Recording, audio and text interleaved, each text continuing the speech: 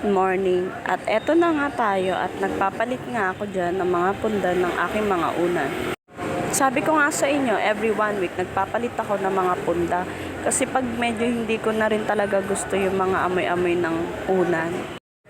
Siyempre, habang nagpapalit nga ako ng punda dyan, nagpapatugtog nga ako dyan ng mga love song para siyempre hindi tayo maboring. At pagkatapos ko nga dyan magpalit ng mga punda, andyan naman ako pumunta sa may kama namin para magwalis at saka magmap na rin ng ilalim ng higaan namin. Siyempre, kung magpapalit nga tayo ng punda, kailangan din magpalit din tayo ng bedsheet para masarap ang laging tulog ng aking pamilya.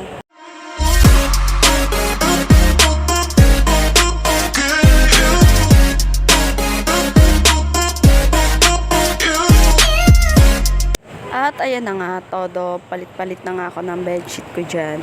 Siyempre, ang kulay ng bedsheet natin ngayon ay kulay rainbow. Maganda rin talaga kasi ang light color. Kasi maganda rin siya sa mata at saka maganda rin siya sa loob ng bahay. At Diyos ko, kung napapansin nyo nga dyan, pawis na pawis ako dyan kasi sobrang init talaga.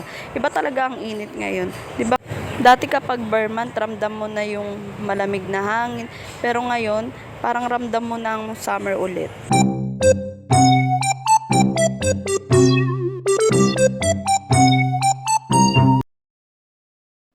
Oh my God!